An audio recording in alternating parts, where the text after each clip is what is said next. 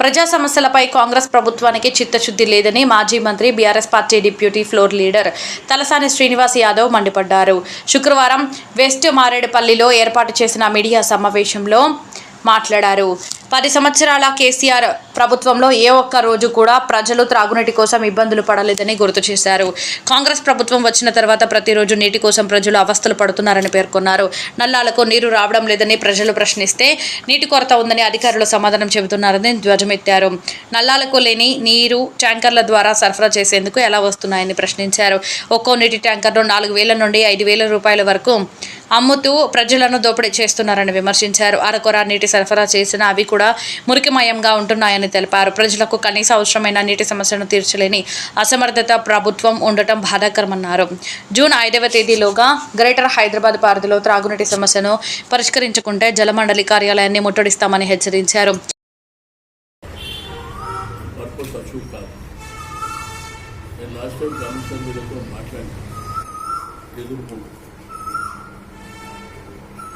ప్రత్యేకించి సనత్ నగర్ అమీర్పేట ప్రాంతంలో సిటీలో చాలా ప్రాంతాలలో కూడా ఈ ప్రభుత్వం మంచినీళ్ళు కూడా ఇవ్వలేకపోతుంది. ఆ రోజు మా పరిపాలన ఉన్నప్పుడు కేసీఆర్ గారి నాయకత్వంలో ఎంత సీవియర్ సమ్మర్ ఉన్నా కానీ వాటర్ ప్రాబ్లం లేకుండా జాగ్రత్తలు వహించాం. రెండోది పొల్యూషన్, భయంకరమైన పొల్యూషన్. నీళ్లు వచ్చేటప్పుడు ఆ కొద్దిపాటి నీళ్ళు వచ్చేటప్పుడే 15-20 నిమిషాలు అంత మురికి వాటర్ వస్తుంది. కాబట్టి ప్రజల ఆరోగ్యానికి సంబంధించి కూడా ఈ ప్రభుత్వానికి చిత్తశుద్ధి లేదు. మంచినీటి సమస్య విషయంలో ఈరోజు డేట్ 29, ఈరోజు లాస్ట్ డెడ్ లైన్ 5 తారీఖు వరకు ప్రభుత్వం మంచినీటి విషయంలో గ్రేటర్ హైదరాబాద్ ప్రజలకు 5 తారీఖు లోపల మీరు రెక్టిఫై చేసుకోకపోతే పెద్ద ఎత్తున ఉద్యమం చేయడం జరుగుతుంది. మరి జలమండలి ఆఫీసాన్ని ముట్టడి చేయడం కూడా జరుగుతుంది. ఎందుకంటే తాగడానికి మంచినీళ్ళు ఇవ్వాలి. 3 కార్పొరేషన్లని అనివాడిగా అమలు చేసి అక్కడ ఇన్ఫ్రాస్ట్రక్చర్ లేదు, అదేవిధంగా అక్కడ మ్యాన్ పవర్ లేదు. అధికారుల పోస్టింగ్ చేస్తే కూడా మీరు కన్ఫ్యూజన్లో ఉన్నారు. ఏదైనా 3 కార్పొరేషన్లు ఉన్నప్పుడు అంతా సెటప్ చేయాలి. ప్రాపర్గా హ్యాండిల్ చేసేవాళ్ళు, ప్రజలకు ఇబ్బందులు లేకుండా చూసే వాళ్ళని హ్యాండిల్ చేయాలి. అవన్నీ మీరు చేయలేక వాళ్ళు అక్కడ పోయిన వాళ్ళు ఇబ్బంది అవుతుందో మీరు ట్రాన్స్ఫర్ చేస్తే ఇక్కడ ఉన్న వాళ్ళు ఇబ్బంది పడుతుంది. కాబట్టి మీరు ఏమైనా చేసుకోండి. 5వ తారీఖు లోపల మీరు హైదరాబాద్ గ్రేటర్ హైదరాబాద్ పరిధిలో మంచినీటి సమస్యకి ఇట్లా ఫుల్ స్టాప్ పడకపోతే తప్పకుండా ప్రభుత్వం మీద చాలా సీరియస్గా ఒత్తిడి పెంచడం జరుగుతుంది. ఇప్పటికే నానా రకాలుగా ఇబ్బందులు. భోజనము రేషన్ ప్రాపర్గా దొరకకపోయినా పర్వాలేదు, కానీ మంచినీళ్ళు అయితే ప్రతి మనిషికి నిత్యావసరమైనటువంటి వస్తుంది. మనిషి ఉదయం లేచి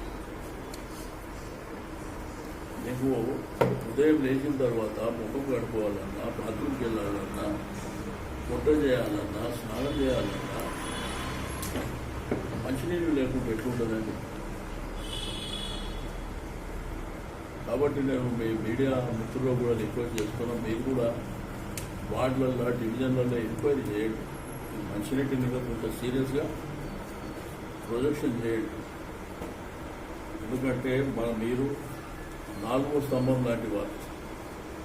ఒక రాజకీయ నాయకుడు, ఒక ప్రతిపక్షము, ఒక అధికార పక్షం కాదు. మీడియాలు కూడా ప్రధానమైనటువంటి బాధ్యత. ఎందుకంటే లక్షలాది మంది నీళ్లు లేక అల్లాడిపోతుంది. రెండోది, ఇప్పుడు కంటోన్మెంటు హుషురాబాద్ రేపు అయిపోయిన తర్వాత సికింద్రాబాద్ ఒకటి, గోషామైల్ ఒకటి, ఉన్న ఓల్డ్ సిటీలో కూడా అన్ని నియోజకవర్గాల మీటింగ్ జరిగింది. సనత్ నగర్ జరిగింది, అంబర్పేట అయింది, హుషురాబాద్ రేపు ఉన్నది కాబట్టి సికింద్రాబాద్ ఒకటి, జూబ్లీహిల్స్, ఖైరతాబాద్ అవి కూడా మీకు డేట్లు అనౌన్స్ చేసి ఈసారి కార్యకర్తల్ని ప్రజల దగ్గరికి సమాయత్తం చేసుకున్నాం. ఒకటి ప్రజా వ్యతిరేకమైనటువంటి ప్రభుత్వం మీద ఒత్తిడి పెంచడానికి, రెండవది స్పెషల్ ఇంటెన్సివ్ రివిజన్ కూడా అది ప్రాపర్గా జరగాలి. కూతు మాత్రంగా లాస్ట్ టైం ఫెయిల్యూర్ ఎందుకు అయితే వాళ్ళ స్టాఫ్ ప్రాపర్గా లేదు, వాళ్ళకి ఏం తెలియదు. మీరు యాప్ ద్వారా చేసేటప్పుడు కనీసం ఆ టెక్నికల్ పర్సన్ ఉండాలి కదా. మీరు క్లాస్ కోర్టు పెట్టి స్వీపర్లను పెడితే అది ఎట్లా మాట్లాడితేనేమో మేము ఎన్ని కోట్లు ఖర్చు పెట్టాం, అన్ని కోట్లు చాలా సీరియస్గా అని చెప్పి తీరా చూస్తే ఆ పరిస్థితి మరీ దారుణంగా.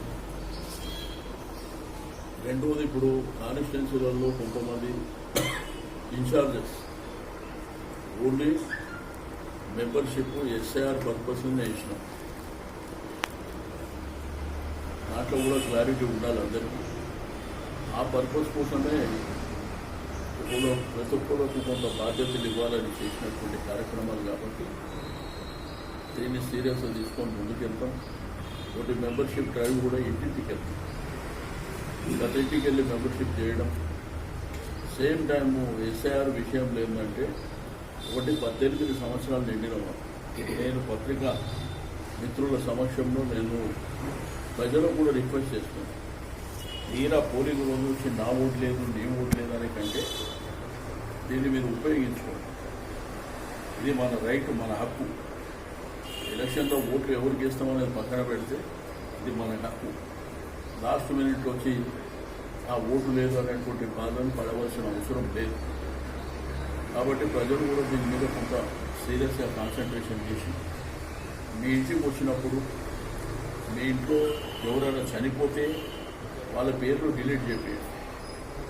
18 సంవత్సరాలు నిండిన వాళ్ళు ఎవరైనా ఉంటే మరి వాళ్ళని కొత్తగా ఎన్రోల్ చేయవలసినటువంటి అవసరం ఉన్నది.